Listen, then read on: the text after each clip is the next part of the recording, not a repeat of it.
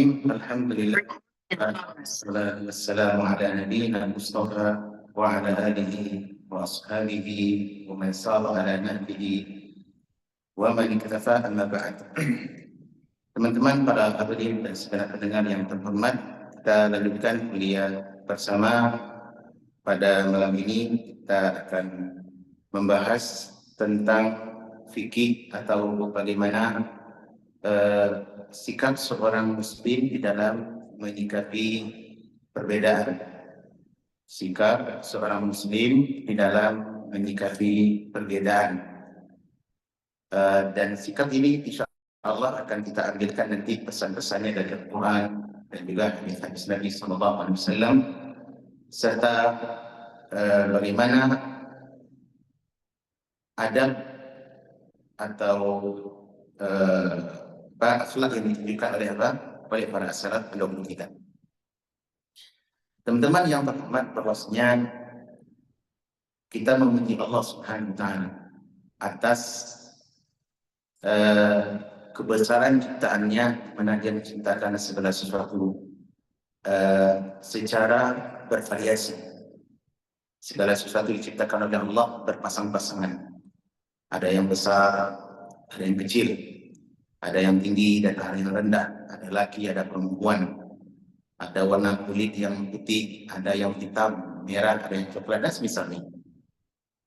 Demikian pula penciptaan alam semuanya, teman-teman.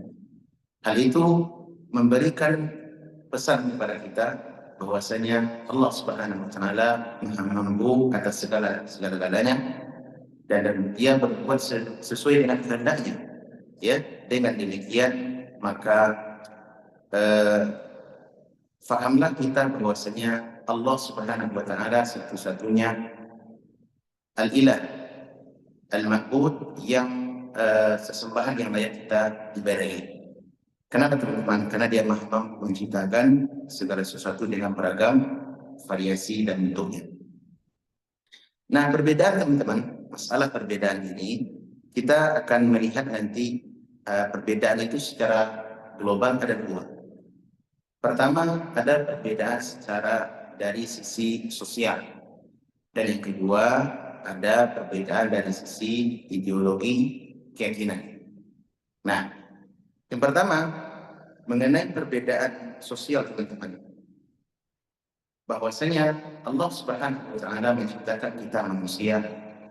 Ya, Allah menciptakan kita sebagai manusia dengan beragam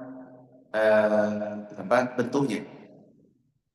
Walaupun secara asal semua manusia itu berasal dari satu ayah dan ibu yang sama, yakni dari ayahanda Adam alaihissalam dan dari ibunda Hawa alaihissalam.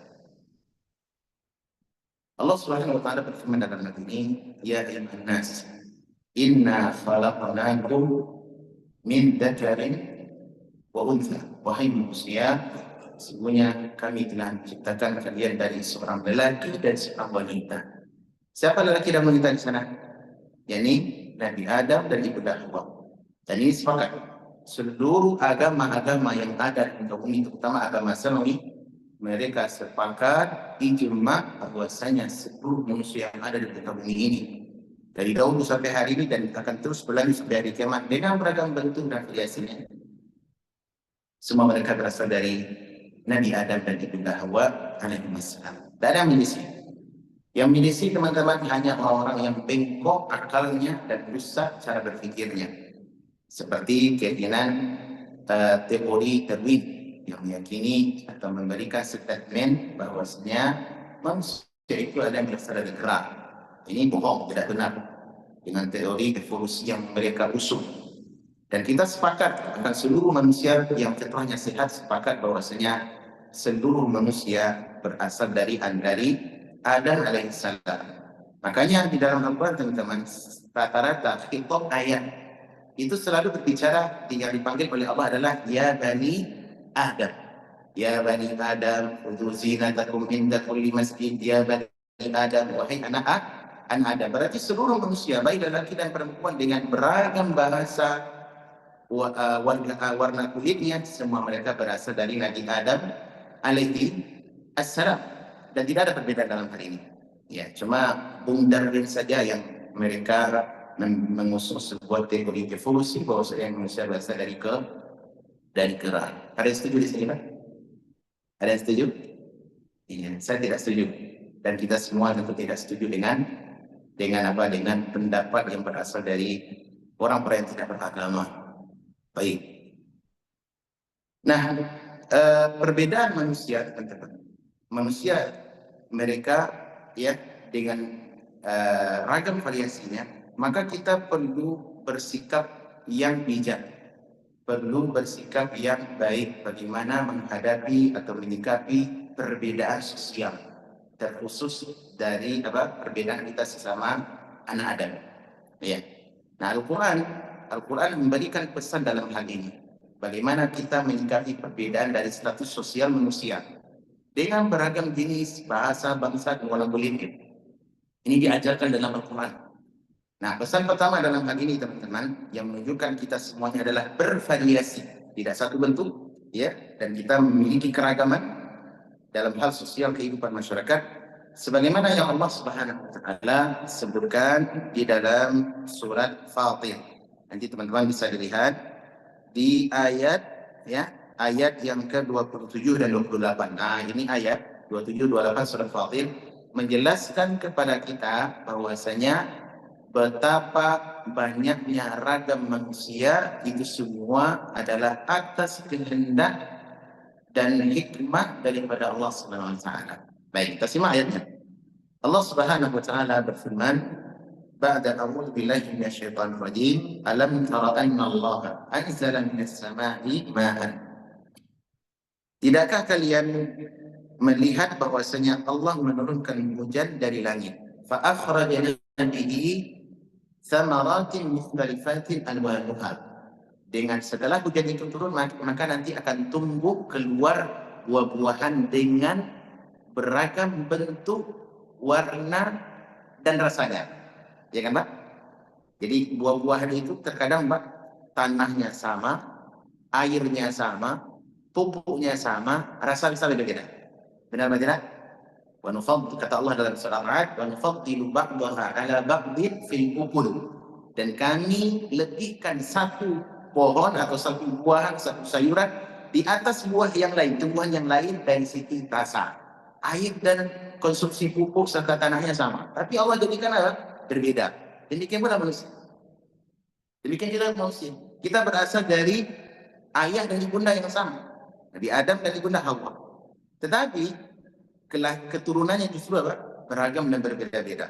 Baik. Nah, kemudian kata Allah, wa minal jibali judadun bidu wa humurun mukhtalifun alwanuha wa gharabi sud. Dan di antara gunung-gunung itu ada garis-garis putih dan merah yang beraneka macam warnanya, dan ada pula yang hitam pekat. Jadi perhatian teman-teman, tumbuhan, buah-buahan, sayur-sayuran. Kemudian Allah sebutkan tentang gunung, mulai dari makhluk yang kecil, kemudian makhluk yang besar, gunung. Ternyata Allah ciptakan juga beragam. Gunung itu kan ada garis-garis, ya, Pak.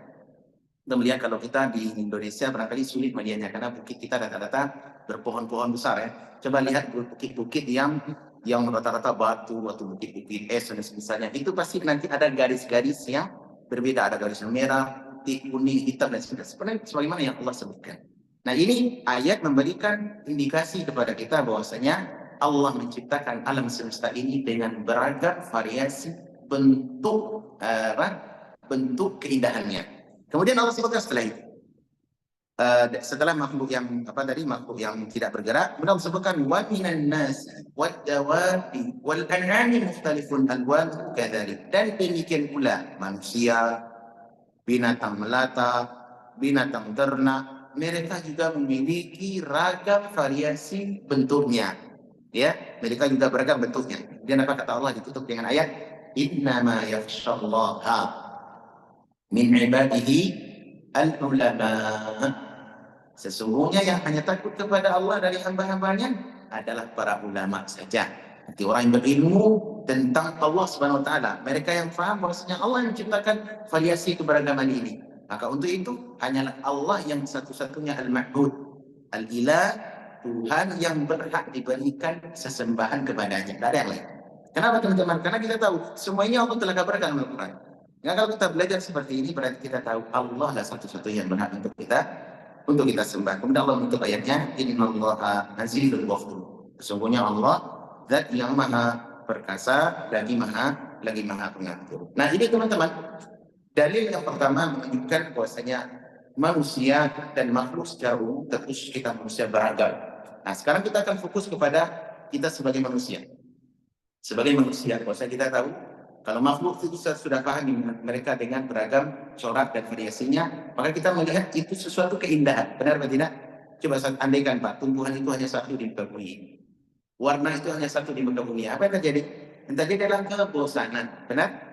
Tapi kalau ada variasi, namanya bunga tapi bentuknya berbeda-beda, terjadilah apa? Terjadilah pesan keindahan. Adanya keragaman yang bikin kita apa? Yang bikin kita merasa bahagia, merasa senang, terhibur dengan keragamannya. Baik. Kemudian dari kedua teman-teman, kita akan fokus kepada keberagaman manusia. Karena yang dipanggil di sini adalah bagaimana kita menghargai keberagaman sesama manusia. Allah Subhanahu wa taala berfirman tentang kita manusia, anak-anak Adam, keturunan semuanya. Di dalam surat Al-Isra ayat 70. Walaqad karramna bani Adam.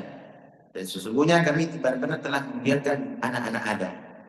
Ini dalil menunjukkan bahwasanya semua yang ada di muka bumi anak Adam.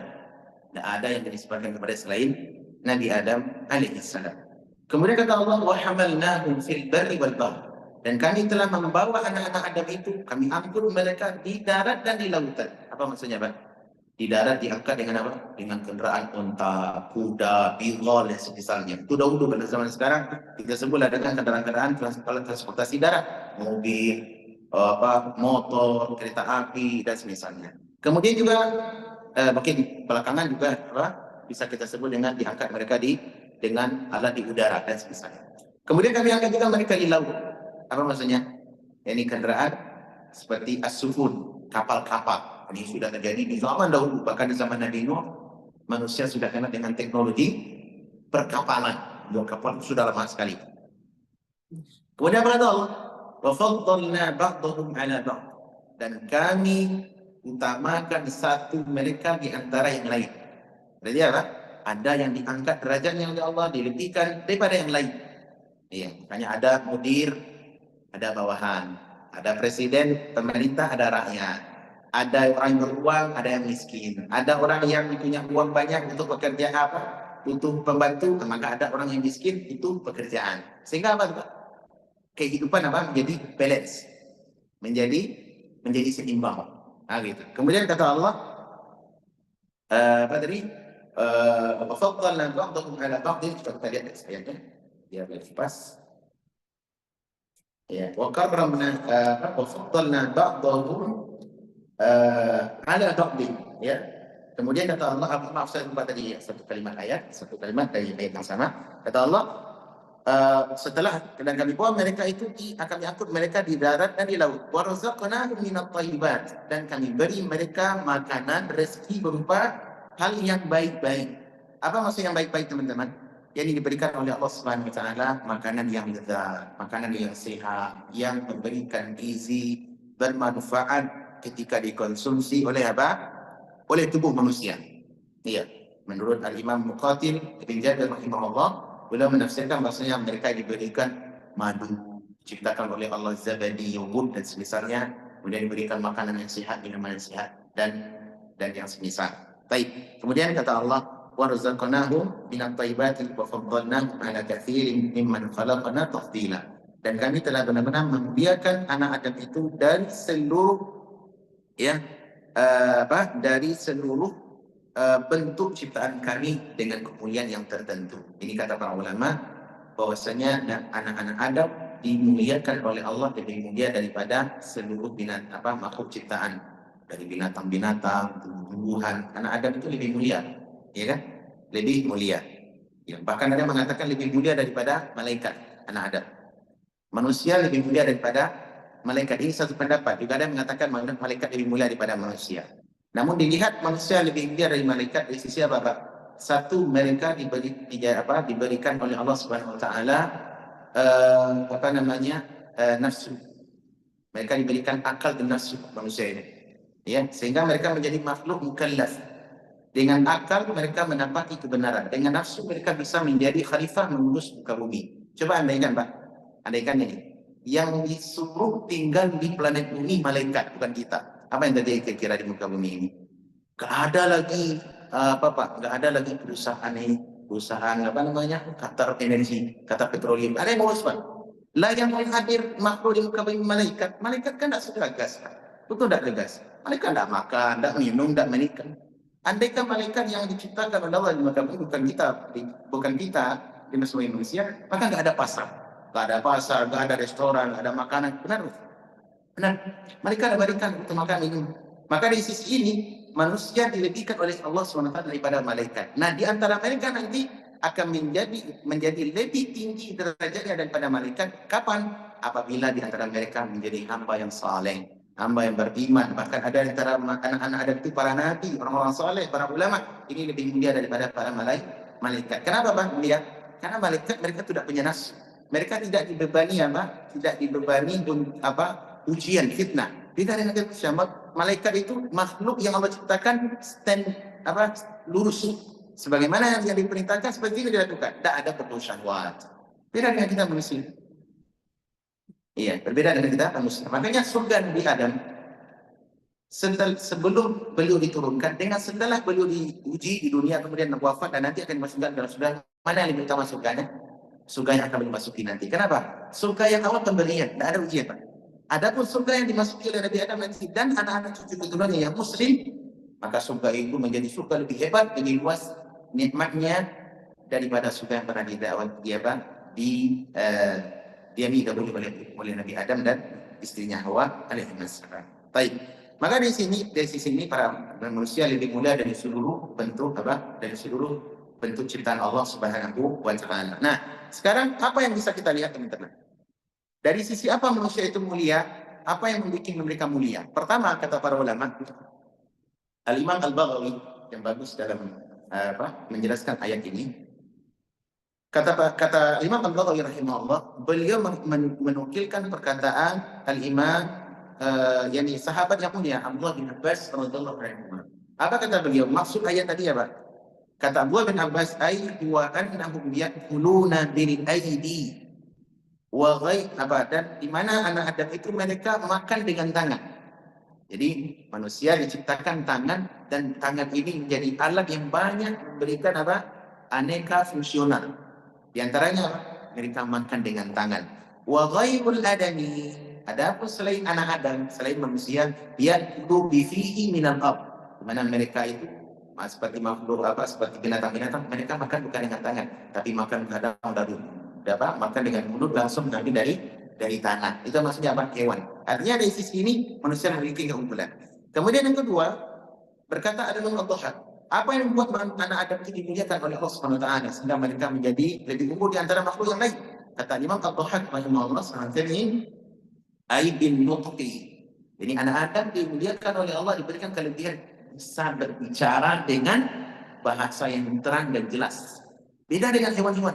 Hewan mereka tidak bisa berbicara kecuali hanya untuk sesama mereka, dan itu bahasa yang sulit untuk dipahami. Adapun manusia bisa mereka berbahasa dengan bahasa yang beragam. Kosakata yang mereka miliki itu sangat banyak. Mereka bisa berbicara. Ini sisi kemuliaan anak Adam. Kemudian yang ketiga adalah kata para ulama, yakni mereka diberikan akal. Nah, makhluk hewan tidak diberikan akal, teman-teman. Mereka hanya diberikan insting. Nah, manusia diberikan akal. Apa tujuannya? Untuk memilah mana yang baik, mana yang buruk, mana jalan yang menuju surga dan jalan yang menjerumuskan ke dalam neraka. Ini akal. Iya, ini kelebihan anak Adam. Kemudian juga mereka diberikan keutamaan oleh Allah SWT, diberikan kendaraan, pakaian, ya. Dan ini tidak diberikan kepada hewan-hewan. Adakah diberikan kepada hewan kendaraan atau pakaian? Tidak. Justru mereka terkadang yang dijadikan kendaraan. Baik. Kemudian mereka menikah dan diturunkan Alkitab kepada mereka. Di antara manusia itu ada para nabi dan rasul. Ini sisi kemuliaan anak Adam alaihi assalam. Baik. Boleh kan ya teman-teman? Kemudian anak Adam ini, maka kita bisa mengambil sebuah kesimpulan. Apa itu? Satu sikap di dalam menghormati ragam anak manusia. Apa sikap yang kita pakai? Hendaklah kita saling menghormati. Saling menghormati Pak, satu dengan lain. Siapapun dia, baik yang muslim ataupun non-muslim. Selama mereka adalah manusia dengan beragam jenis bahasa dan warna kulit, maka hendaklah kita menghormati Pak. Tidak boleh membuli, tidak boleh saling merendahkan. Oleh karena alhamdulillah dalam Islam kita tidak diajarkan, tidak ada namanya dalam Islam prinsip prinsip memuliakan ras. Ya, mengangkat adanya ideologi kasta itu tidak ada dalam Islam, Pak. Beda dengan agama-agama yang lain, terutama agama Hindu, Buddha. Mereka memiliki kasta di agama mereka. Kasta Brahmana lebih tinggi daripada kasta di bawahnya. Bahkan kasta di bawah bisa menjadi hewan dan daripada kasta yang lebih tinggi. Dan itu berlaku sampai hari ini. Bahkan dikatakan di India itu kasta Brahmana lebih tinggi, kasta bawah itu mereka tidak bisa mendapatkan hak yang sejajar sebagaimana manusia umumnya. Pekerjaan tak boleh kerja di kantor, Pak. Kerjaannya apa? Yang rendah-rendah aja. Bahkan mengurus sapi-sapi kalau mati, untuk orang India yang ramai ini, mereka kan hanya di sapi. Sekarang sapi udah tua mati, nah bangkai-bangkainya itu diangkat oleh orang yang kasta di bawah, dibawa ke tong sampah. Itu pekerjaan mereka. Tak boleh masuk supermarket, apalagi mau kerja kantoran. Gak boleh necis, steady seperti bapak-bapak sekarang, gak boleh, Pak. Itu kenapa? Karena mereka memiliki kasta. Yang atas menjadi memperbudak, yang di bawah mau jadi budak. Kenapa? Kasta. Dan itu diakui dengan doktrinisasi agama. Nah, Islam tidak demikian. Allah Subhanahu wa taala memuliakan anak Adam. Oleh apa yang perlu kita lakukan? Menghormati. Dan tidak boleh kita mencaci maki, apalagi mengangkat kasus rasisme karena warna kulit, karena bahasa, karena bangsa, karena bendera ideologi nasionalisme. Tidak boleh, Pak. Ya, tidak boleh. Coba Allah Subhanahu wa taala menjelaskan pesan ini dalam Al-Qur'an, ya ayyuhan nas, wahai manusia. Berarti semua manusia kita sama di sini. Inna khalaqnakum min dzakarin wa untha. Sesungguhnya kami telah menciptakan kalian dari apa? Dari satu laki-laki dan perempuan. Ini dari Ibunda Hawa dan Adam alaihissalam. Wa ja'alnakum syu'uban wa qabaila lita'arafu. Dan kami jadikan kalian itu berbangsa-bangsa, bersuku-suku. Apa tujuannya? Agar kalian saling mengenal. Sehingga kita tahu ini sukunya ini suku Padang, ini sukunya suku Aceh, ini sukunya Arab, ini sukunya Amerika, ini sukunya Eropa dan misalnya Afrika dan sebagainya. Gak boleh kita tujuannya untuk saya mana? Gak boleh kita untuk mana? Oh, kami lebih baik daripada si fulan. Gak boleh, Pak. Kenapa? Karena semuanya anak Adam. Dan anak-anak Nabi Adam memang bercorak ragamnya sebagaimana makhluk yang lain. Ada yang putih, ada yang hitam, ada bahasanya yang ini, ada yang bahasanya itu. Warna kulit berbeda-beda. Allah berfirman dalam surah Ar-Rum, wa min ayatihi khalqus samawati wal ardh. Di antara tanda-tanda kebesaran Allah, yang lain Allah kita jadikan, kita tauhidkan dalam ibadah. Kenapa? Allah menciptakan langit dan bumi. Ya, kemudian wahtilafu alsinatikum wa alwanikum. Dan Allah ciptakan kalian dengan beragam bahasa dan warna kulit. Coba perhatikan, Pak, terangnya ayat ini. Allah menjelaskan, kami ciptakan langit dan bumi, setelah itu kami ciptakan kalian dengan beragam alsinah, jadi lidah, maksud bahasa-bahasa, dan warna kulit. Inna fi dzalika laayatin lil 'alimin. Hal itu agar kalian mengetahui, agar mendapat pelajaran bagi orang-orang yang yang berilmu. Ya. Tujuannya apa? Untuk saling mengenal, saling menghormati.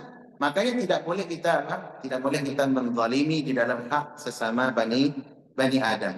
Makanya alhamdulillah teman-teman, inilah agama yang banyak, agama Islam yang tidak mengenal rasisme. Mereka tidak mengenal kasta. Semua orang memiliki hak yang sama. Man 'amila shalihan min dzakarin aw untha wa huwa mu'min. Siapa yang melakukan amal saleh, amal baik, elok perbuatannya, baik lagi untuk perempuan. Tak kira dari suku mana saja. Maka kata Allah apa? Falahum hayatan thayyibah. Mereka akan mendapatkan kehidupan yang baik. Dalam ayat lain mereka akan mendapatkan surga yang Allah janjikan. Jadi tidak ada perbedaan. Beda dengan agama Nasrani. Agama Nasrani mereka juga memiliki kasta. Orang yang paling orang yang di bawah, yang lebih rendah menurut mereka, maka mesti membayar uang-uang tertentu kepada atasannya. Dan ini bagian daripada daripada kasta. Belum lagi corak budaya itu di negara-negara barat, Eropa, Amerika. di mana mereka rasisme sangat kuat. Hampir setiap waktu ada saja yang dibunuh, ya kan? Masuk kita ke supermarket, keluarnya nanti yang jatuh bisa jadi sudah terpampar di luar ditembak. Kenapa? Rasisme. Kulit hitam nembak kulit putih, kulit putih nombong yang kulit hitam. Demikian seterusnya. Nah, Islam tidak menentang. Makanya banyak orang-orang masuk Islam dari sisi ini.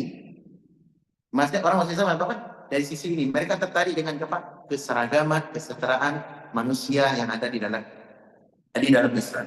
Oleh karenanya, Nabi SAW ketika beliau diutus menjadi Rasul, ya, maka beliau memposisikan seluruh para sahabat dengan beragam suku serta warna kulit mereka, bahkan bahasa mereka di posisi yang sama. Ya, Nabi SAW memposisikan para sahabat di posisi yang sama. Makanya para sahabat semuanya mencintai Nabi. Gak ada sahabat yang benci kepada Nabi. Gak ada. Yang berniat pula membunuh Nabi, gak ada. Kenapa? Nabi sangat hikmah dan bagus di dalam menempatkan posisi para sahabat di mata mereka. Sampai-sampai satu sahabat lain, saking beliau memuliakan sahabat itu, sampai-sampai mereka mengira satu orang, saya adalah orang yang paling disayang oleh Nabi di antara sahabat yang lain. Kenapa, Pak? Bagusnya pelaku Nabi. Walaupun di sana ada orang, mereka berasal dari berbagai suku dan bangsa. Bukan hanya suku Arab, Pak. Kalau suku Arab di sana kan lebih tinggi ya. Orang Quraisy lebih tinggi dari sisi nasab. Akan tetapi teman-teman, justru Nabi SAW bisa jadi memuliakan suku yang Quraisy di atas Quraisy. Siapa contohnya? Salman Al-Farisi. Sahabat Salman Al-Farisi, teman-teman, beliau bukan orang Arab itu. Orang mana beliau? Orang Persia. Beliau orang Persia, bukan orang Arab beliau. Tapi justru mendapatkan kedudukan yang tinggi di sisi Nabi SAW. Satu lagi, Suhaib bin Sinan Ar-Rumi. Sahabat Suhaib bin Sinan Ar-Rumi radhiyallahu anhu. Siapa Suhaib? Suhaib orang yang dari Romawi, makanya disebut dengan Ar-Rumi. Beliau bukan orang Arab, beliau orang Romawi, teman-teman, yang dulu beragama Kristen, masuk Islam. Iya, kemudian Hatib Al-Qa'i, dahulu pendeta, masuk Islam. Bukan orang Muslim asalnya. Iya, kemudian juga sahabat yang mulia Bilal bin Rabah. Beliau bukan orang Arab, beliau dari Afrika, dari Habasyah dahulu. Sekarang disebut dengan Ethiopia, ya. Di mana beliau berkulit hitam. Dan itu disebutkan dalam tarikh para ulama. Namun demikian, Nabi SAW justru memposisikan mereka lebih mulia daripada apa? Nasr Quraisy. Kenapa? Yang memberikan kemuliaan bukan itu. Kenapa? Yang menetapkan kemuliaan seseorang adalah di sisi Allah, adalah dari sisi agama dan ketakwaan. Kalau dari sisi manusia, ini apanya, Pak? Ukurannya. Kita sesama manusia, kita muliakan kita berikan hak saling menghormati di atas manusia. Tidak ada perbedaan. Tapi di sisi Allah lain ceritanya. Yang memberikan kemuliaan itu bukan warna kulit dan bahasa, tetapi melainkan ketakwaan yang ada di dalam hati mereka. Maka Allah tutup ayat tadi dengan apa? Inna akramakum indallahi atqakum. Sesungguhnya orang yang paling mulia di sisi Allah di antara kalian adalah orang yang paling bertakwa. Orang yang paling bertakwa. Iya. Dalam riwayat Imam Ahmad dari sahabat Jabir bin Abdullah, Nabi SAW pernah bersabda, Ya ayuhan nas, wahai sekalian manusia, Inna rabbakum wahid. Sesungguhnya Rabb kalian ada satu. Wa nabi wa inna abakum wahid. Dan ayah kalian asalnya itu satu, dari Adam. Fala ala fadla li arabi ala ajami. Maka dari itu ketahuilah, tidak ada kelebihan orang Arab di atas orang non-Arab. Tidak ada kelebihan orang Arab di atas orang yang tidak Arab. Tidak ada kelebihan orang Qatar di atas orang Indonesia. Tidak ada kelebihan orang Saudi di atas orang orang Afrika. Tidak ada kelebihan itu. Wala bi'ajami ala Arabi. Dan tidak pula ada kelebihan di atas orang Ajam non Arab di atas orang Arab. Jadi tidak boleh pula katakan boleh lebih bagus daripada Arab. Tidak boleh. Orang Indonesia lebih mulia daripada orang Qatar. Tidak boleh juga. Kenapa? Ini rasisme dilarang oleh Nabi SAW. Apa kata Nabi? Wala ahman wala aswad. Dan tidak pula ada kemudian orang berwarna kulit putih, kulit merah, kulit hitam. Illa bitaqwa. Kecuali dengan takwa yang mereka punya. Berarti ayat tadi menjelaskan kepada kita tentang apa? Satu, status sosial. Kemudian yang kedua, status agama. Berarti mulianya manusia untuk kita dalam pergaulan semua manusia memiliki hak saling untuk dihormati. Tak boleh kita mencuci batu, tak boleh saling membuli, ya. Tidak ada rasisme dalam Islam. Nah, kemudian kemuliaan orang-orang di sisi Allah adalah dengan standar agama. Iya, standar agama. Ada satu pepatah yang bagus Disebutkan oleh seorang ahli syair, la'umrika mal insanu illa bidinihi fala yattaqili al-insanu ala nasabi. Maka manusia itu tidak ada kemuliaan kecuali karena sebab agamanya. Oleh sebab itu jangan mencukupi dengan bertelekat kepada beralasan dengan standar nasab. Faqad rafa'al Islamu Salman al-Farisi, ya, wa wada'a asyirku syarifa Aba Lahabi. Sesungguhnya Islam telah mengangkat Salman al-Farisi dan merendahkan, menghinakan seorang yang mulia dari sisi nasab, yaitu Abu Lahab. Salman dimuliakan, kenapa? Agama. Abu Lahab mulia dari sisi nasab, tapi dihinakan, kenapa? Karena merendahkan agama. Oleh karenanya yang menjadi standar adalah agama, namun dari sisi sosial kita wajib menghormati seluruh manusia dan tidak boleh kita merendahkan mereka. Makanya sikap teman-teman, Pama ada salah mengatakan, oh bangsa fulan, dia orangnya terkenal dengan bau keringatnya kuat itu gak boleh, termasuk uni. Oh orang itu bangsanya, negaranya itu terkenal dengan orangnya bau keringat dan semisalnya, orangnya gak bagusan, orangnya suka gini, itu gak boleh Pak, termasuk rasis dalam agama kita. Iya, kenapa? Karena mengatakan negara atau bangsa itu memukul rata dan itu dilarang dalam Islam. Tidak boleh. Yang boleh adalah sebahagian mereka.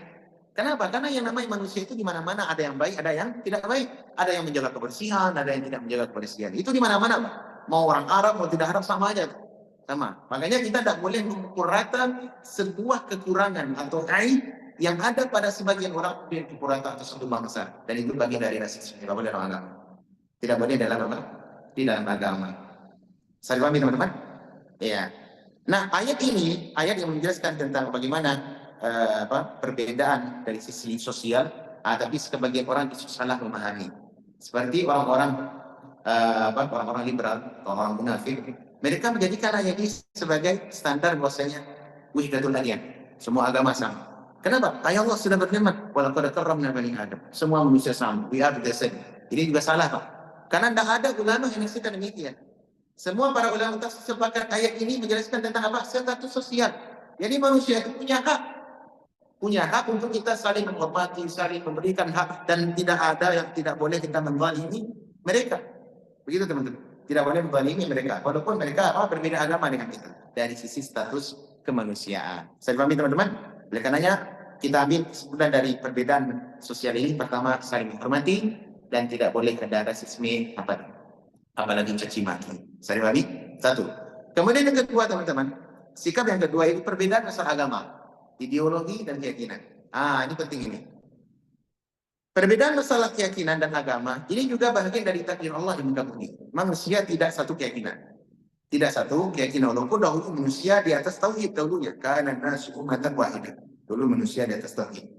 Tapi setelah itu syaitan membisikkan kepada mereka-mereka yang jauh dari majlis ini, sudah meninggalkan ilmu, meninggalkan ajaran agama, akhirnya mereka sibuk dengan dunia. Akhirnya mereka tidak lagi mengenal mana yang pokok dan mana yang pojok, mana yang urgen, mana yang cabang. Ada di mereka. Ketika iblis membisikkan, maka mereka langsung berbuat jatuh kepada kesyirikan. Sebagaimana terjadi di zaman Nabi Nuh alaihissalam. Baik. Nah, keragaman ini teman-teman, keragaman agama, ini perlu juga kita sikap yang tepat di dalam menyikapi mereka. Iya, terutama perbedaan antara Islam dengan non-Islam. Nah, antara Islam dengan non-Muslim teman-teman, kita diajarkan di dalam Islam menyikapi perbedaan itu dengan basis atau dasar prinsip toleransi. Apa itu toleransi? Toleransi kita mau membiarkan keyakinan orang lain, ideologi orang lain, walaupun atas kebatilan, ya, dan kita tetap di atas ideologi keyakinan kita tanpa mengganggu mereka. Ini namanya toleransi. Saudara, kan? Toleransi itu saya membiarkan keyakinan orang lain, wabah Muslim dengan Hindu, Buddha, Konghucu, ateis dan sebagainya, biarkan mereka di atas ideologi itu, ya, dan saya di atas ideologi saya tanpa ada kolaborasi dan pencampuran. Itu namanya toleransi. Prinsip dasar ini diajarkan dalam agama kita, dalam ayat yang sudah kita hafal dari masa kecil. Allah berfirman, qul ya ayyuhal kafirun, wahai orang kafir, la a'budu ma ta'budun, saya tidak mau menyembah apa yang kalian sembah, Wala antum aminuna ma'abudu. Kalian tidak boleh menyembah apa yang kami sembah. Kalau tidak mau didakwai sudah. Kalian tetap dengan keyakinan kalian, kami dengan prinsip kami. Ya. Kemudian ujung ayat apa? Lakum din, diulang 2 kali. Kemudian ujung ayat lakum dinukum waliyadin. Bagi kalian prinsip kalian, bagi kami prinsip kami. Tak boleh kita kolaborasi dalam ini. Anda tak perlu ke masjid kami tak harus ke gereja kalian. Untuk apa? Untuk membaur dalam masalah agama. Ini namanya prinsip toleransi. Nah, prinsip ini teman-teman dipakai dalam kondisi aman. Prinsip ini dipakai dalam kondisi aman. Ini kondisi aman. Ya, kondisi yang pertama kondisi aman, maka kita memakai prinsip ini.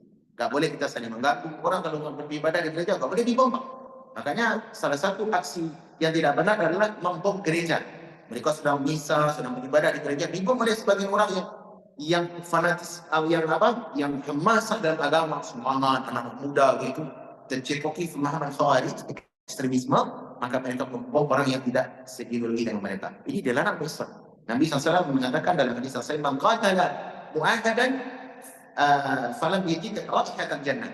Siapa yang membunuh kafir yang mereka memiliki perjanjian dengan kita, artinya orang kafir yang tidak memerangi kita, maka dia tidak akan masuk surga secara langsung. Kita akan mencium bau surga, tidak masuk di surga secara langsung. Ini ancaman dari Nabi SAW. Nah, Islam mengajarkan ini. Mengajarkan apa? Prinsip toleransi. Di dalam apa? Dalam kondisi damai.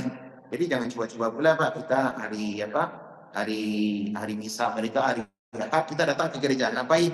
Kita dengar khutbahnya pastor. Kapan perlu ikut saham. Ngapain Pak? Kasidah di dalam. Atau acara-acara mereka kita hormati dengan salawat di dalam. Itu bukan toleransi. Itu namanya penggabungan satu prinsip dengan apa yang baik. Saya dipahami kawan? Demikian pula mereka kalau datang jangan dibawa pula masuk masjid, dikasih pula majlis, suruh baca Alkitab Injil, kitab Bible mereka, didengar pula Bible-nya, bahkan dibenarkan, bahkan disamakan dengan ayat yang ada Al-Quran. Tak boleh Pak. Al-Quran dengan Bible itu antara langit dengan sumur por. Di mana Bible itu sudah terjadi tahrif, distorsi, penyimpangan. Bible berbicara Nabi Isa anak Tuhan, Al-Quran berbicara Nabi Isa Allah, hamba Allah. Itu kan sumur por dengan langit. Tak boleh disamakan Pak. Ini kolaborasi namanya, bukan toleransi. Nah, kalau toleransi itu sudah Anda dengan pikiran Anda, saya dengan keyakinan saya. Ini prinsip yang pertama dalam kondisi damai. Apa itu? Toleransi. Yang kedua, dalam kondisi damai, tetap kita mendakwahi mereka. Ini prinsip Pak. Sikap kita terhadap non-muslim, siapapun mereka. Prinsip yang harus kita pakai adalah mendakwahi mereka. Bersemangat kita andaikan mereka menjadi saudara kita sebagai muslim. Walaupun sebeda apapun mereka. Andaikan paus datang ke Indonesia. Maka ini best opportunity. Kesempatan terbesar untuk kita. Mengapa Pak? Sampaikan kebenaran ke telinganya. Mau dengar tak dengar terserah. Mau tolak, mau terima saja. Yang penting disampaikan apa? Nabi Isa itu adalah Nabi yang dicintai. Kami juga menemukan cerita kisah Nabi Isa dalam Al-Quran.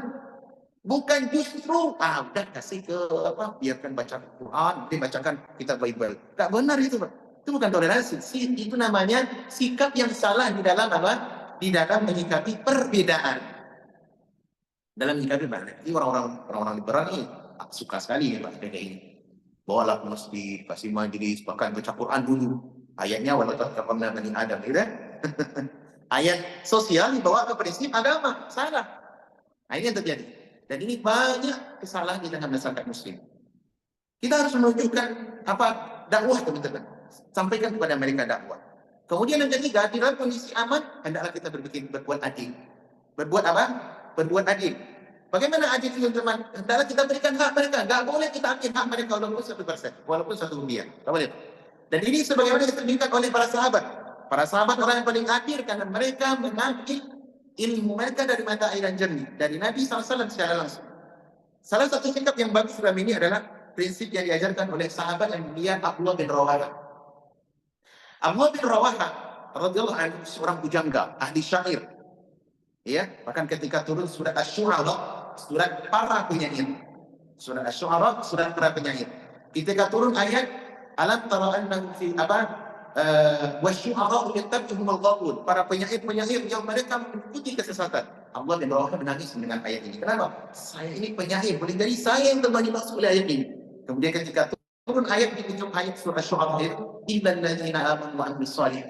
kecuali orang beriman dan beramal saleh. Artinya penyair yang beriman, mengikuti syariat Nabi dan beramal saleh, maka mereka tidak tercela dari syairnya. Tapi kalau syairnya hanya memuji wanita, memuji kesyirikan, memuji peperangan, memuji segala macamnya, tidak beriman, maka dia inilah yang dimaksud oleh surat penyair surat Asy-Syu'ara tadi. Bisa dipahami teman-teman? Nah, Abdullah bin Rawahah, beliau adalah salah satu pemimpin di perang, di salah satu peperangan, yaitu perang Mu'tah. 200 prajurit Islam dipimpin oleh Abdullah bin Rawahah. Nah, beliau pernah di masa Nabi SAW ditugaskan untuk memungut zakat ke daerah Khaybar. Ke daerah apa? Daerah Khaybar. Ini orang Yahudi. Orang Yahudi itu bukan pandai mereka bercocok tanam, pandai Yahudi. Jadi Nabi SAW mengutus Abdullah bin Rawahah untuk apa? Memungut zakat hasil daripada panennya orang Yahudi ketika masa panen tumbuh. Datang kurma, gandum dan segala macamnya, maka Abdullah bin Rawahah datang ke sana utus Nabi. Karena dahulu orang Yahudi di Khaybar di pojok Madinah, mereka di bawah kekuasaan Nabi, wilayah Islam. Jadi caranya apa? Harus bayar tax, bayar upeti, pajak kepada Islam. Zakat-zakat mereka dikeluarkan. Nah, Abdullah bin Rawahah ketika datang ke sana, maka dihitung oleh Abdullah bin Rawahah dengan kecerdasannya. Ini zakatnya berapa? Dihitung semua dan oleh Abdullah bin Rawahah ditaksir. Zakat kalian sekian harus dikeluarkan. Sebelum mereka usai penaksiran oleh Abdullah bin Rawahah, datanglah tokoh-tokoh yang ngapain, Pak? Mereka ngumpulin emas-emas yang ada di istrinya, di keluarganya, kemudian dikasih ke Abdullah bin Rawahah. Apa katanya? Wahai Allah, ini emas untuk engkau. Ambil, tapi tolong kurangi takaran daripada zakat kami. Karena kalau dikumpul sekali waktu zakatnya banyak ini ya Pak. Benar betul ya? Banyak. Maka dikasih apa dulu? Pelicin lah bahasa kita. Rishwah. Pelicin. Apa kata Abdullah bin Rawahah? Boleh terima itu? Dah. Beliau mengatakan, wahai Yahudi, inni a'lamu annakum aqdaru ibadillah. Ketahuilah wahai Yahudi, aku tahu kalian adalah orang yang paling dibenci Allah di muka bumi. Dan kalian adalah musuh saya, musuh kami. Tapi meski melihat saya tidak mau menerima riswah yang kau berikan kepada kami. Apa kata Yahudi tadi Pak? Bihadza qamatis samawati wal ardh. Dengan inilah tegak keadilan di langit dan di bumi. Artinya apa? Abdullah bin Rawahah menunjukkan sebuah sikap kepada non-muslim. Walaupun dia adalah muslim, tapi dalam kondisi damai, beliau bersikap adil. Itu yang diajarkan oleh baginda Nabi SAW. Apa adilnya Pak? Ya boleh terima riswah. Demi apa? Demi mau mengikuti kemauan Yahudi. Coba kan yang bisa saja Abdullah bin Rawahah terima Pak. Ambil emas, uang-uang yang dikumpulkan Yahudi untuk apa? Untuk orang punya, untuk kepentingan pribadi. Kemudian dikurangi apa? Takaran haknya orang Yahudi. Tapi Abdullah bin Rawahah berhasil menunjukkan sikap adil walaupun kepada musuh. Dan ini Yahudi, tokoh-tokoh Yahudi tadi, mereka melomong, dengan inilah keadilan Islam. Dia mengatakan, dengan sebab inilah tegak keadilan di langit dan di bumi. Kalau pemimpin-pemimpin sudah mulai curang, maka yang terjadilah kerusakan. Tapi Abdullah bin Rawahah menunjukkan sikap yang jujur dan adil, dan mau diberikan apa? Riswah walaupun dengan jumlah yang banyak. Emas Pak, mahal sekali. Tapi Abdullah bin Rawahah tidak akan. Kenapa? Islam mengajarkan kita dalam kondisi damai, dan tidaklah berbuat adil. Allah berfirman dalam Quran, ya ayyuhalladzina amanu kunu qawwamina lillahi syuhada'a bil qist. Yang beriman adalah kalian berbuat adil, menegak menjadi syuhada saksi Allah yang berhubung dengan keadilan. Wala yajrimannakum syana'anu qaumin ala alla ta'dilu i'dilu wa aqrabu littaqwa. Jangan sampai karena bancinya kalian kepada orang-orang musuh-musuh kalian membuat kalian tidak adil. Berbuat adillah karena keadilan itu lebih dekat kepada apa? Kepada ketakwaan. Ini dalam kondisi apa Pak? Kondisi damai. Kemudian sikap yang keempat adalah dalam kondisi damai, hendaklah kita berbuat baik kepada orang non-muslim. Walaupun dia non-muslim, terutama tetangga kita. Terutama apa? Tetangga kita. Sama orang muslim, orang non-muslim, Pak. Tetangga kita Hindu, Yahudi, Kristen, dan sebagainya. Boleh kita berbuat baik kepada yang kondisi damai? Boleh. Bikin makanan atau sebelah. Kalau sakit dijenguk, bahkan doakan mereka agar dapat hidayah. Kalau sakit boleh tak doakan orang Kristen, Pak, orang non-muslim? Paman dia sakit, boleh tak kita doakan? Semoga sembuh, boleh tak? Boleh. Tapi tidak apa-apa. Berikan makanan, dikasih hadiah, boleh orang kafir. Jadi mudah-mudahan dengan sebab itu mereka masuk Islam. Karena bagaimanapun corak manusia Pak, himmah tertinggi kita, goal tertinggi kita adalah bagaimana mereka mengenal Allah. Bagaimana mereka masuk Islam. Karena banyak sekali orang-orang masuk Islam karena akhlak daripada seorang muslim. Jadi apa? Kondisi damai tadi, kita doakan mereka, kita jemput kalau mereka sakit, Bahkan kalau meninggal boleh kita ikut menghadiri jenazahnya tanpa ikut ke kuburan. Kalau kuburan boleh ikut yang acara agama yang boleh, tapi kalau dia sakit boleh.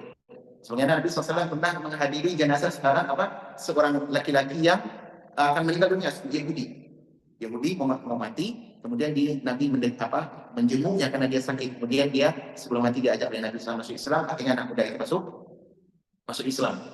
Besok ucapkanlah la ilaha illallah Muhammad Rasulullah. Kemudian dia melihat kepada ayahnya, kata ayahnya, "Ati Abul Qasim." Taati Abul Qasim sebagai imam. Dia bersyahadat sebelum dia meninggal ketika nafasnya tersengal-sengal, dia setelah itu dia meninggal dunia dan Nabi bersyukur alhamdulillah telah menyelamatkan lelaki Yahudi ini dari api neraka. Ini dari menunjukkan kata pertama, boleh kita menjenguk orang meninggal dunia dari orang Yahudi, baik itu dia sakit dan masih secara umum.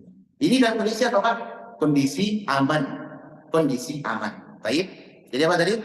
Dalam kondisi damai, satu, toleransi. Dua, berdakwah. Ketiga, berbuat adil. Keempat, mendoakan. Kelima, menjenguk. Dan yang keenam adalah kita berbuat kepada mereka sesuai kemampuan kita, terutama mereka tetangga. Allah berfirman dalam Al-Quran, la yanhakumullah 'anil ladzina lam yuqatilukum fid din wa lam yukhrijukum min diyarikum an tabarruhum wa tuqsitu ilaihim. Allah tidak melarang kalian berbuat baik kepada orang-orang non-muslim yang tidak memerangi kalian. Berbuat baiklah kepada mereka. Yang dilarang oleh Allah apa? Yang kita adalah orang-orang yang memerangi kita. Nah, orang kafir yang memerangi kita, baru kita tidak boleh bersikap yang seperti tadi pada mereka. Harus kita tunjukkan izah. Nah, yang kedua teman-teman, menyikapi perbedaan dengan orang kafir dalam kondisi perang, dalam kondisi genting. Nah, apa sikap kita? Yang sikap kita adalah menunjukkan izah dan ketegasan. Izah dan ketegasan. Di mana ketika dalam kondisi perang ini bukan kondisi biasa. Jadi tidak boleh kita bersikap kepada orang kafir lembek dalam kondisi apa? Kondisi yang tidak baik-baik saja, kondisi perang. Hal ini sebagaimana yang disebutkan, yang ditunjukkan oleh seorang sahabat, Rabi' bin Amir radhiyallahu anhu, ketika beliau diutus oleh Nabi SAW atau diutus oleh Sa'ad bin Abi Waqqas untuk dalam peristiwa perang Persia. Jadi sebelum perang mereka mengadakan lobby terlebih dahulu. Adanya apa? Lobby. Maka Rabi' bin Amir ketika bertemu dengan Rustum ini adalah panglima tertingginya Raja Kisra. Jadi Raja Persia tertinggi itu punya panglima perang yang paling kuat, yang harus dipatuhi, namanya Rustum. Nah, ketika dia menemui Rustum, maka Rustum bertanya, "Wahai Fulan, apa yang membuat kalian datang ke negeri kami? Apa kau mau harta?" Nah, apa jawaban Rabi' Pak? Kata beliau adalah ucapan yang sangat terkenal disebutkan oleh Hafidz Ibnu Katsir. Dan kita beliau Al-Bidayah, kata beliau, Allahu ibtahazna linukhrija man sya'a min ibadati ibad illa ibadati rabbil ibad. Kami datang ke negeri kalian, tujuannya adalah karena Allah telah mengutus kami untuk mengeluarkan siapa saja yang dia kehendaki dari penyembah kepada manusia agar menuju penyembahan kepada pencipta manusia, jadi kepada Allah Subhanahu wa taala. Wa nukhrijuhum awamir di dunya ila sa'ati dunya wal akhirah. Agar kami keluarkan mereka dari sempitnya dunia menuju lapangnya dunia dan akhirat. Wa min jawril adyan ila adil Islam. Dan agar kami mengajak manusia, mengeluarkan manusia itu dari kezaliman agama-agama yang ada di muka bumi menuju keadilan Islam. Itu tujuan kami datang ke negeri kalian. Jadi sebelum perang ini. Kondisi apa? Kondisi perang. Diplomatis yang berlaku adalah izah dan ketegasan. Akhirnya apa? Akhirnya mereka minta, kasihlah kami berapa hari lagi, katanya. Tidak, kami bisa mengasih kalian cuma 2 atau 3 hari. Lebih daripada itu nanti kami melarang. Kalau tidak juga ada kesepakatan, tidak mau masuk Islam. Karena tidak mau bayar upeti perang. Ini gimana Pak? Medan perang.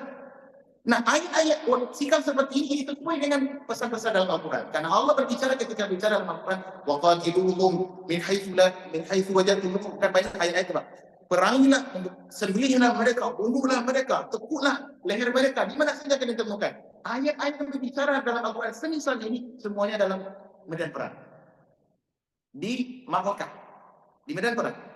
Karena orang-orang liberal, Pak, orang liberal atau orang non-muslim ini sering menjustis atau menyerang Islam dari sisi ini. Coba Islam itu kan benar-benar teroris. Ayatnya coba dia tewas mereka di mana saja mereka ketemu. Ini ayat berbicara di kondisi apa? Kondisi aman, damai atau perang?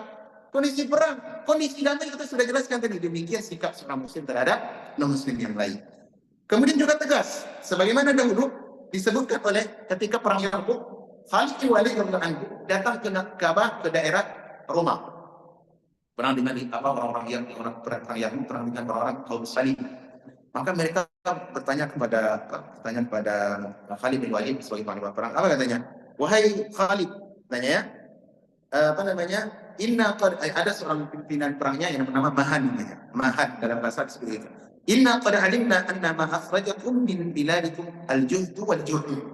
Wahai Khalid, kami tahu yang membuat kalian keluar dari negeri Arab yang gersang ini menuju Roma, negara yang subur, itu karena satu hal. Apa itu? Karena kalian adalah bangsa yang sudah lapar dan kalian adalah orang yang sudah kemiskinan. Karena kemiskinan dan lapar.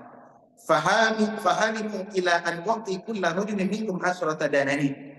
Dan kalau begitu, marilah biarkan saya kasih masing-masing kalian. Jadi Khalid bin Walid dan prajurit angkatan perang semuanya dikasih oleh Raja Romawi tadi, Mahan tadi, berupa apa? Masing-masing 10 dinar. 10 dinar besar itu. Kemudian wa kiswatun wa ta'amun, dan kami beri pula pakaian, beri pakaian. Wa tarjumuna ila biladikum. Tapi setelah itu pulang ke keadaan perang kami. Fa in kana min al-'amil muqbil ba'athna lakum bimithliha. Kalau sudah tahun depan, berganti tahun, kami kirim semisal lagi 10 dinar masing-masing, berapa semua personil perang. Pakaian dan makanan kita. Gitu. Ini apa, Pak? Ini kan diplomasi ini. Bahasa-bahasa politik yang digunakan dalam rancang perang oleh musuh kepada Khalid bin Walid. Apa jawaban Khalid kira-kira? Ciut? Oh ya sudah, kalau gitu kita sama. Itu Pak? Enggak. Coba kita dengar. Apa jawaban Khalid radhiyallahu anhu? Beliau mengatakan, innahu lam yukhrijana min biladina ma dzakar.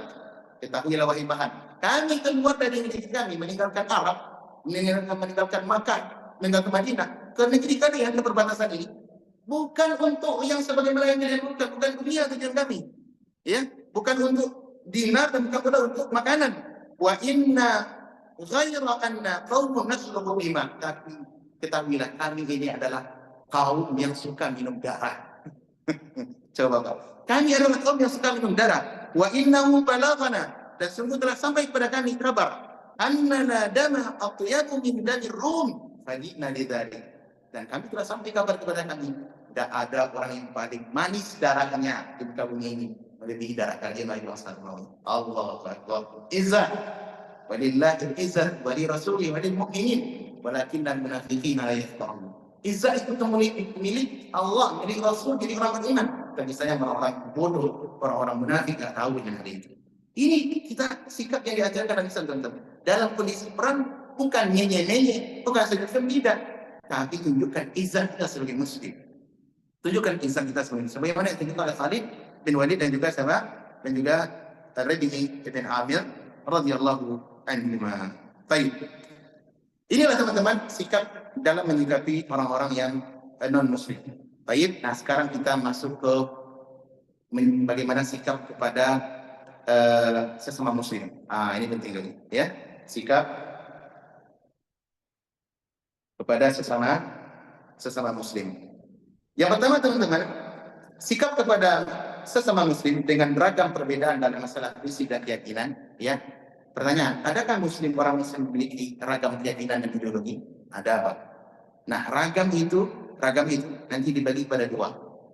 Ragam itu nanti dibagi pada dua. Satu, ada ragam perbedaan istilah yang dalam perkara prinsip, perkara pokok. Di mana kalau kita satu berbeda dengan yang lain dalam hal ini, maka yang satunya Ahlus Sunnah, yang satunya Ahlus Bidah. Yang satunya Ahlus Sunnah, yang satunya Ahlus Bidah. Apa contohnya teman-teman? Contohnya adalah orang yang berbeda dalam masalah hal-hal yang perkara yang sudah diijma'kan oleh para ulama.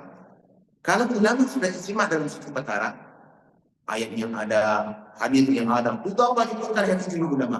Terus ada yang menyelisih, berani mengambil jalan yang lain, berarti dia ahli bidah. Apa contohnya, Pak?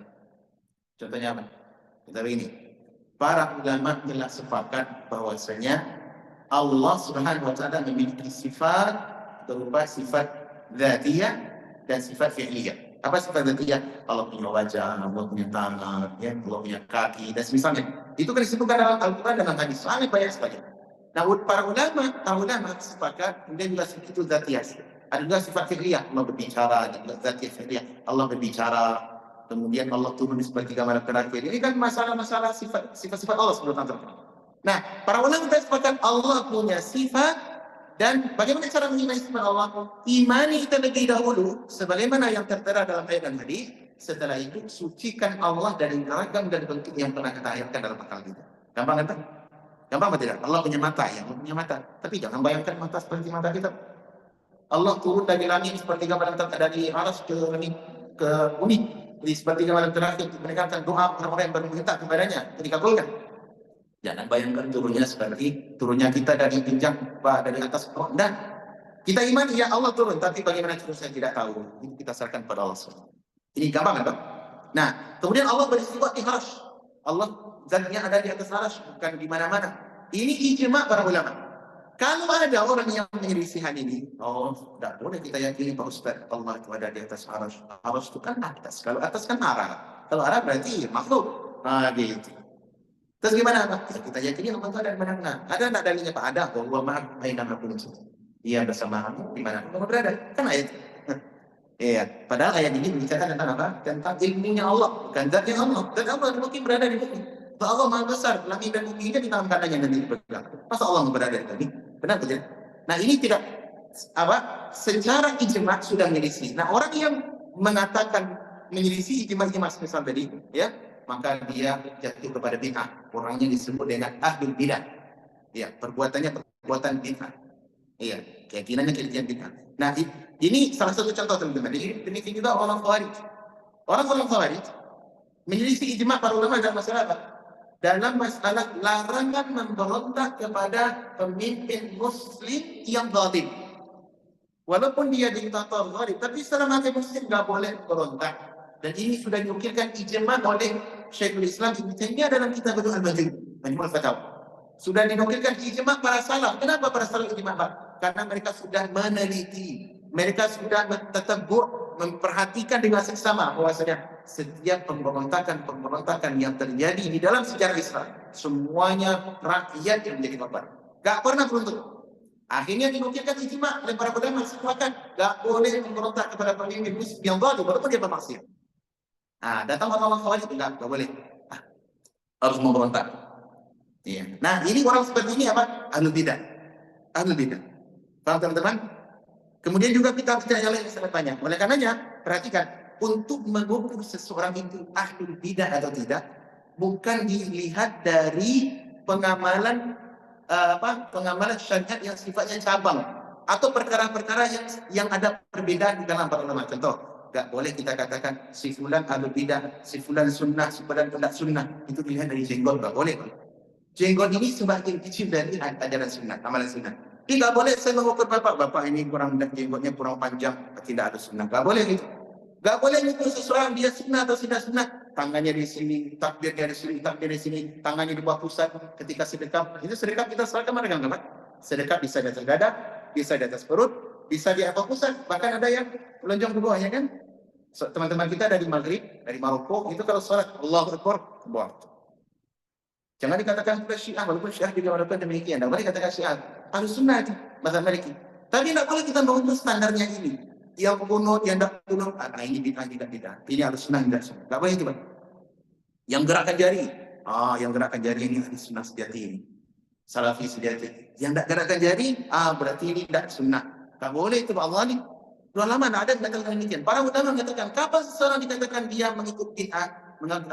Termasuk golongan ahli bidah ketika mereka keluar dari poin-poin yang sudah disepakati oleh para ulama. Di kelas yang lalu saya sudah bahas beberapa bentuk, diantaranya masalah keimanan, ya, masalah takdir, adanya qadariyah, masalah orang Mu'tazilah, Musyabbiha, kebetulan Syiah, itu mereka tidak dikatakan Ahlus Sunnah. Iya, dan orang pengikut-pengikut setelahnya, Asy'ariyah, Maturidiyah, Kullabiyah, dan orang-orang semisalnya. Itu mereka tidak disebut dengan Ahlus Sunnah. Kenapa teman-teman? Karena mereka mengisi perkara-perkara pokok dalam agama yang ulama baru ijma, tapi mereka bikin ajaran sendiri, akidah sendiri. Mereka tidak disebut dengan Ahlus Sunnah. Itu apa namanya, Pak? Mereka disebut dengan Ahlul Kiblat. Ini orang yang Muslim yang masih menghadap ke kiblat. Tapi kalau dikatakan mereka Ahlus Sunnah, tidak. Kenapa? Karena mereka justru keluar dari poin-poin sunnah yang sudah diamalkan, diyakini, diamalkan oleh Rasulullah, dan diamalkan serta diyakini dan dipraktikkan oleh para sahabat. Bahkan para sahabat menginginkan ijma, tapi mereka masih menyelisih. Baik teman-teman, ini tentang masalah menghadapi perbedaan. Nah, menghadapi perbedaan ini nanti ada caranya dua. Satu, menyikapi perbuatan bid'ah, keyakinan atau perbuatan bid'ah, amalannya. Kemudian yang kedua, menyikapi orang. Ini berbeda para ulama mengajarkannya. Para ulama berbeda mengajarkannya. Bahasan ini agak sedikit butuh waktu. Barangkali insya Allah kita tunda di kelas berikutnya. Kemudian nanti juga bagaimana menyikapi perbedaan dalam masalah yang boleh kita berbeda di dalamnya. Harus kita berlapang dada, nggak boleh saling menghakimi, nggak boleh. Ini dalam masalah apa? Perbedaan-perbedaan fikih yang furu'iyah. Ini penting untuk dibahas dua ini, Pak. Ya, dua ini penting untuk dibahas. Insya Allah, kalau Allah panjangkan umur kita bersua kembali di hari Kamis besok. Dan kita akan fokus membahas bagaimana menyikapi perbedaan dengan ahlul bidah yang itu dalam lingkungan atau wilayah rumah tangga Islam. Kemudian yang kedua, bagaimana menyikapi perbedaan dalam masalah khilafiyah yang cabang. Karena ini kalau tidak cocok, Pak, tidak pas dalam menyikapi, justru kita boleh yang boleh kita justru berlapang dada, tidak berlapang dada di sana. Yang justru kita butuh ketegasan, justru lembek di sana. Ini kita kesalahan. Nah, hal seperti ini mesti kita sikapi dengan ilmu dan penjelasan para ulama. Insya Allah akan kita bahas di kelas besok. Wallahu ta'ala a'lam. Semoga bermanfaat pesan ini kepada siapapun yang mendengar. Semoga Allah SWT berkenan memperbaiki saya dan kita semua, dan memperbaiki keadaan saudara-saudara kita kaum muslimin dimanapun mereka berada, dan semoga Allah SWT menolong ahlu sunnah, kaum muslimin ahlu sunnah, terutama kaum saudara-saudara kita yang hari ini sedang tertimpa musibah di Syam, di Lebanon, ahlu sunnah di Lebanon. Semoga Allah SWT membangun mereka dan mengokohkan perjuangan kaum muslimin dimanapun mereka berada. Wallahu ta'ala alam. Oh, sudah lewat ini. InsyaAllah kita lanjutkan besok. Terima kasih banyak atas kebersamaan Bapak dan teman-teman semua. Jazakumullah khairan. Assalamualaikum warahmatullahi wabarakatuh.